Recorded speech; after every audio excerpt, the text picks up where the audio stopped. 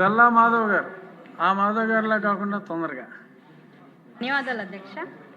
నేడు అమరావతి రాజధాని అంశంపై అమరావతి రాష్ట్ర రాజధాని అనే ప్రతిపాదనపై మాట్లాడే అవకాశం కలగడం నా అదృష్టంగా భావిస్తున్నాను అధ్యక్ష. రాజధాని అనే అంశం ఒకవైపు ఆనందంతో అనేక ఆశలతో, మరోవైపు ఉద్వేగంతో నిండిన మనసుతో నేడు ఈ సభ ముందుకు వచ్చింది అధ్యక్ష.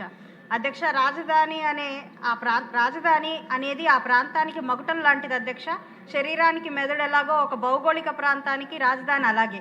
అది ప్రణాళికలు రచించే, నిర్ణయాలు తీసుకునే మరియు అభివృద్ధిని నడిపించే ప్రధాన కేంద్రం అధ్యక్ష. ఒక్క క్షణం చరిత్రలోకి తిరిగి వెళ్తే మౌర్య సామ్రాజ్య రాజధాని పాటలీపుత్రం, గుప్త సామ్రాజ్య రాజధాని ఉజ్జయిని, విజయనగర సామ్రాజ్య రాజధాని హంపి, ఆంధ్రప్రదేశ్ చరిత్రలో శాతవాహనుల రాజధాని అమరావతి. ఈ ప్రస్తావనకు కారణం అధ్యక్ష, చక్రవర్తులుగా బలమైన రాజ్యాలను పరిపాలించిన వారెందరో ఒకే రాజధానితో ధీటైన పరిపాలన అందించారు అధ్యక్ష.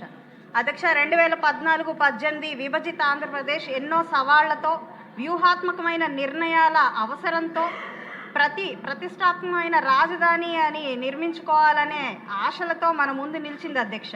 మరి ఆంధ్ర రాష్ట్ర దురదృష్టమో గ్రహచారమో 2019-24లో ఒక బుద్ధిమాంద్య నాయకుని చేతిలోకి పరిపాలన వెళ్ళింది అధ్యక్ష. ప్రతిపక్షంలో ఉన్నప్పుడు ఒకే రాజధాని ముద్దు అని, అధికారంలోకి రాగానే రాజధాని వద్దు అన్న చందంగా 3 రాజధానులు అనే మూడమి ఆలోచన చేసి రాష్ట్ర పరువు అంతర్జాతీయంగా కూడా మంట కలిపిన అవివేకి జగన్మోహన్ రెడ్డి గారు అధ్యక్ష. ఒకసారి ఈ 3 రాజధానులు వికేంద్రీకరణ అనే వికట ధోరణి పర్యవసానాలు పరిశీలిస్తే 3 రాజధానుల ప్రతిపాదన కారణంగా పెట్టుబడులు గణనీయంగా పడిపోయాయి అధ్యక్ష. 2 లక్షల కోట్ల రూపాయల విలువైన 130 పరిశ్రమలు, ప్రఖ్యాత వ్యాపార విద్యా సంస్థలు పొరుగు రాష్ట్రాలకు తరలిపోవడంతో లక్షలాది మంది ఉద్యోగాలు కోల్పోయారు అధ్యక్ష. రాజధానిలో స్మార్ట్ సిటీ నిమిత్తం కేంద్రం కేటాయించిన 1500 కోట్ల నిధులు దారి మళ్లించారు అధ్యక్ష. రాజధాని నిర్మాణం కోసం కాంట్రాక్టర్లు తెచ్చిన మెటీరియల్ను కూడా గత నాయకులు దొంగిలించిన పరిస్థితి చూసాం అధ్యక్ష. 1, 2 కాదు అధ్యక్ష, చెప్పుకుంటూ పోతే రాజధాని విధ్వంస కాండ ఒక గ్రంథం అవుతుంది అధ్యక్ష. పేదలకు ఇవ్వాల్సిన 5,000 టిట్కో ఇళ్లను కేవలం చంద్రబాబు నాయుడు గారికి మంచి పేరు వస్తుందని పాడుపెట్టిన వైనం, అమరావతి మునిగిపోయే రాజధాని అని, ఢిల్లీకి మించిన రాజధాని మనకేం అవసరం అని, ఈ రాజధానిపై డబ్బులు వృధా అని, అమరావతి ఒక శవాల దిబ్బ అని నోరు పారేసుకున్న వైనం చూస్తే రైతుల త్యాగాలకు విలువ లేదు, ప్రజల భవిష్యత్తుపై శ్రద్ధ లేదు. విద్వేషం, విధ్వంసం, వినాశనం అనే సూత్రాలను అవపోసన పట్టిన అహంకారిగా జగన్మోహన్ రెడ్డి గారు చరిత్రలో మిగిలిపోతారు అధ్యక్ష.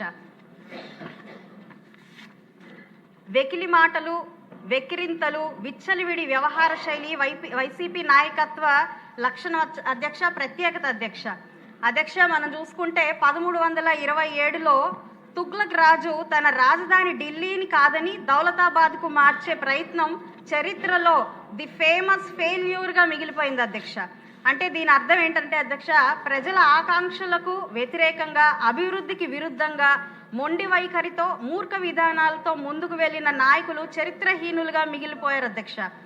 మరల రాజధాని పట్ల ఇలాంటి పరిస్థితులు రాకూడదని నేడు చేస్తున్న ఈ ప్రతిపాదనకు పూర్తిగా మద్దతు ఇస్తూ ఆంధ్ర రాష్ట్ర రాజధాని ముమ్మాటికి ఒకటే అవ్వాలి, అది అమరావతి అవ్వాలి అధ్యక్ష. భవిష్యత్తు తరాల కోసం వేలాది ఎకరాలు త్యాగం చేసిన రాజధాని రైతులకు ఈ అమరావతి అంకితం అధ్యక్ష. రాజధాని అమరావతి పరిరక్షణకు ఉద్యమించిన ఉద్యమకారులకు ఈ అమరావతి అంకితం అధ్యక్ష. నాటి ఉద్యమాలకు చెలించి అప్పటికప్పుడే తన గాజుల్ని అందించి ఉద్యమకారులకు మద్దతుగా నిలిచిన మా తల్లి భువనమ్మ దాతృత్వానికి ఈ అమరావతి అంకితం అధ్యక్ష. భావితర భవిష్యత్తు అయిన నేటి యువతకి, ఆడపడుచుల ఆత్మగౌరవానికి ఈ అమరావతి అంకితం అధ్యక్ష. నేడు అమరావతే మన రాజధాని అని చరిత్రాత్మకంగా నిర్మితం అవుతున్న ఈ రాజధానికి మద్దతుగా నిలిచే ప్రతి ఆంధ్రుడికి, ఆంధ్ర రాష్ట్ర ప్రజలకు ఈ అమరావతి అంకితం అధ్యక్ష. చివరగా ఈ సందర్భంగా మన రాష్ట్రానికి అందిన అదృష్టం, ఆయన ఫేస్ వాల్యూ పేస్ వాల్యూ ఇక్కడ చిల్లర మల్లర నాయకులకి తెలియకపోయినా ప్రపంచం గుర్తించి వేనోళ్ల కీర్తించబడుతున్న ఆంధ్ర రాష్ట్ర విశ్వకర్మ నారా చంద్రబాబు నాయుడు గారికి రాష్ట్ర ప్రజల తరపున శతకోటి కృతజ్ఞతలు చెప్తున్నా అధ్యక్ష. ఆయన ఆలోచనలకి ఊపిరిగా మారి అనునిత్యం వెంటుంటున్న పవన్ కళ్యాణ్ గారికి ఈ రాష్ట్ర పరిస్థితుల్ని పరిశీలించి అర్థం చేసుకొని మనకి ఆశీర్వాదాన్ని అందిస్తున్న మోడీ గారికి సభాపూర్వకంగా రాష్ట్ర ప్రజల ద్వారా కృతజ్ఞతలు చెప్తూ సెలవు అధ్యక్ష. వసంత కృష్ణ ప్రసాద్ గారు.